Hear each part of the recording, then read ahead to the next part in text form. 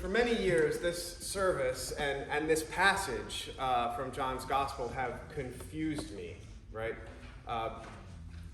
One who has bathed does not need to wash except for the feet, and he's entirely clean. Seems a little strange to me, right? Like, normally when you decide to take a bath, you wash everything, your feet included. And I've had to do some reading over the years to come to understand this passage. So our first lesson tonight is the foundational story of Exodus, or part of the foundational story for Exodus, right? Moses has announced to Pharaoh that a new plague is coming. He's told the people of Israel, and God reveals to Moses before he takes the Israelites out of the land of Egypt that they have to do this thing here, and that this thing that they're going to do, this taking of a sheep and sharing it as a communal meal and marking the door and the lintel of their house with its blood, shall be a perpetual remembrance for them. This is a moment when Israel becomes a nation, right? They are going to come out of Egypt slaves and into the wilderness a people who have been reconstituted by this moment, by this tremendous act that God accomplishes for the people of Israel in the Passover. And it became such a foundational story that it is the main religious festival of the Jewish people to this day. And Jesus, with his disciples here at the Feast of the Passover, they've gotten ready for the dinner party, right? They've all gotten ready for the dinner party. They're all dressed, they're all clean, they all look nice.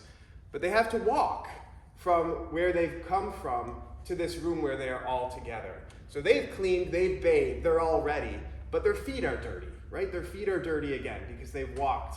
And in the ancient world there, streets were not pleasant, right? We're not talking about a world of sanitation and pavement. We're talking about a world of dust and dirty streets. And so it would be routine that when people came to a dinner party or gathered together in the household, a servant would be appointed to wash the guests' feet as they came in so that they were once again fully clean, right? They bathed before they came, but their feet had gotten dirty on the road, and a slave would take care of that for them. So here they've all gathered, and Jesus, we have this wonderful verse. He said, he knew, knowing that the Father had put all things into his hand, right? He knows that everything is in his hands. The universe is his, right? This is the Word of God who was incarnate, who comes from the Father's heart, who was there at the beginning of creation. And we're given this verse, knowing that everything was in his hands. He takes off his robe and kneels at the feet of his friends, right? When you hear that the master of the universe has everything in his hands, the next verse you expect to hear is something about ruling or power or working something wondrous. But Jesus, knowing this, instead enacts this powerful sign. In the ancient world, the hierarchical structures were quite rigid, and people had to follow the place where they were in life. And for a master to appoint a servant to wash feet is no thing. But for the teacher and Lord to wash feet is a total reversal of values. And you hear it in Peter's voice, right? Lord, you will never wash my feet. It is such an upheaval of the social order for Jesus to kneel at the feet of his disciples to offer them this act of service. When I was in college, I went to an Episcopal college, and we had a chaplaincy, and we did the Holy Week services. And I hadn't gone to a lot of Maundy Thursday services to that point. I grew up in the church, but my brother can attest, Holy Week wasn't often a church week for us. Usually we were packed into a minivan and driven to Florida for spring break, right? So I missed a lot of Maundy Thursday services. So I got to college, and I'm going to go to this Maundy Thursday service, and I said to my chaplain, I'm not comfortable with this. I don't want my feet washed. And she said to me, neither did Peter. And that got me. So of course I went back to my room and took some of the Aveda foot lotions and things that I had been given for a Christmas gift earlier that year, and I made sure my feet were spotless, right? I'm going to participate in this foot washing service, but I'm going to make sure that they are just ready to go. And I did. I let the chaplain wash my feet, and it was a very difficult moment for me. It really was. Both the intimacy of it and the reversal of the social roles, right? I grew up in a church where we called the priest father all the time. It was very much clear that the priests have a special role. Priests have a certain kind of authority. And in my mind, a priest washing my feet was a reversal of how things should be. The chaplain, it's a figure of authority. I am not going to have this person wash my feet. But I did. And I see now what a powerful teaching it is, right? Because Jesus says, as I have done these things to you, so you must do to each other, right? The values of the church become so distinct and so different from the values of the world around. We do not organize ourselves by a hierarchy of power and authority and glory and all of those trappings of the world. Instead, we organize ourselves around a principle that tonight we call the new commandment. A new commandment I have given, that you love one another. And what does this love look like? This love looks like people being of service to each other across all kinds of boundaries of difference and distinction and authority and whatever that the world brings. Those disappear because in the church we are required to be of service to one another, because that is what Jesus did for us.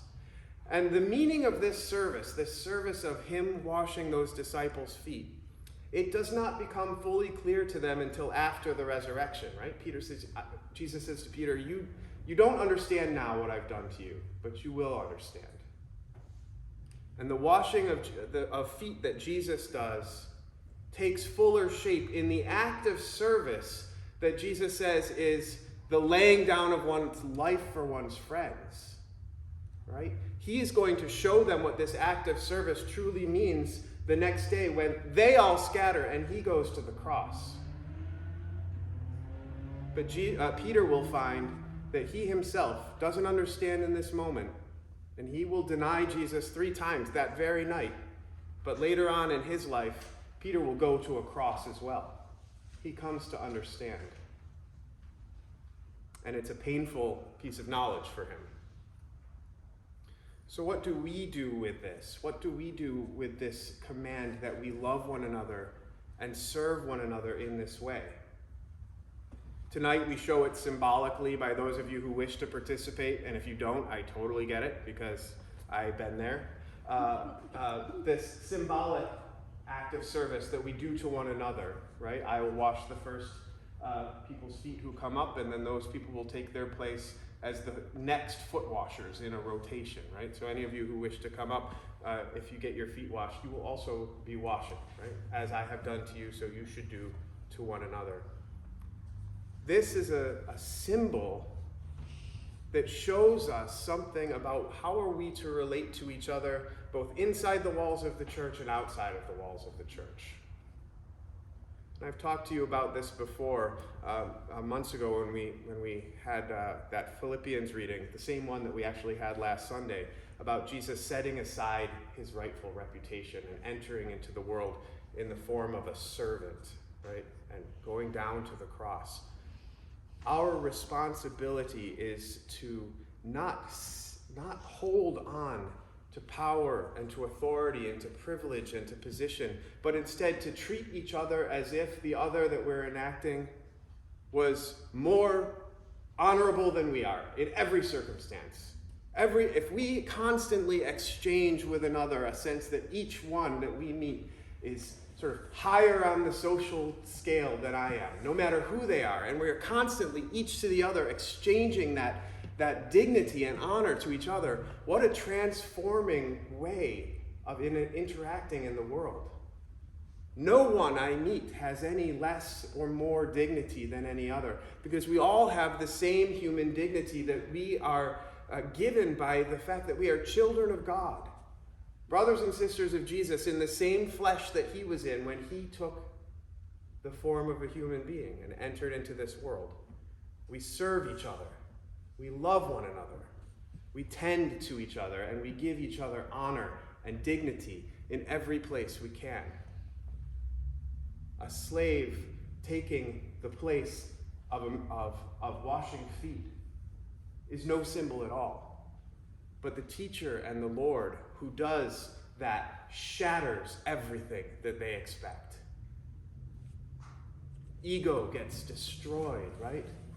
There is no one who does not deserve to have their feet washed, and no one is too good to wash another's feet. That is the hallmark of Christian loving one another. Tonight also we remember that this is the night that Jesus instituted the supper that we mark week by week and often when we gather. John's gospel does not tell the story of the Last Supper, so we put that in our second reading today because Paul remembers it. But do this in remembrance of me. This is a perpetual ordinance for you that you shall do in remembrance. That's what Moses says to the people of Israel. In this meal and in this act of service that we exchange with one another, we are calling to mind those great things that God has done throughout history to liberate, to renew, and to teach us how to serve others in a way that is contrary to the values of the world. The gods of Egypt and the pharaohs of Egypt, they rule, and we know they rule. They continue to rule to this day. But that is not the truth that God has in the deepest, most powerful, and true realm of spirituality.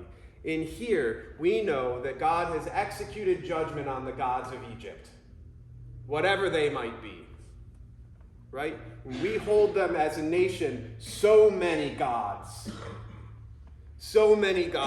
that as a nation we worship and honor. Power and authority and sports teams and gun rights and one thing after another. Everything rises to the level of being something that we give so much devotion. And it's natural, it's human. We like to see things that are powerful and strong and glorious and be attached to them. But those things have been put under judgment.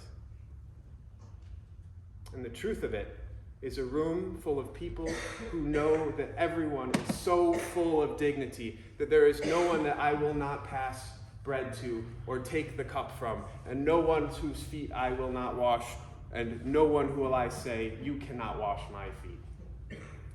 That is the power of this Holy Week, because we enter into it and we take it upon ourselves and we remind ourselves year after year that the primary message of Jesus at the cross is that he has created a way for us to be different than the world around us, to be a different kind of people.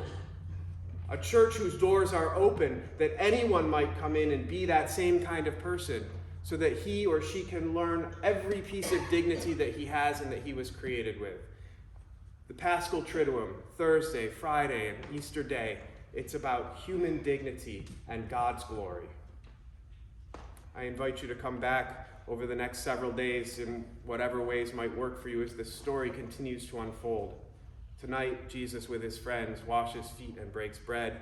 Tomorrow he goes to the cross, and Sunday we see the empty tomb. But it's not 3 services, it's not 3 days, it's one story.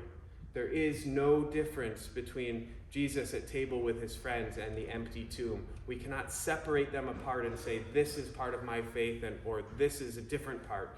The story of the death and resurrection of Christ is one story. And you'll notice that at the end of the service tonight, there is no dismissal.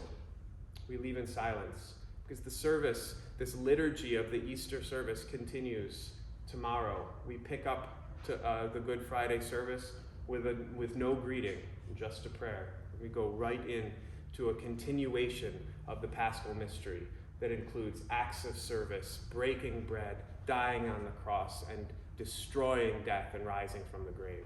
It's our story. It's one story. Amen. Amen.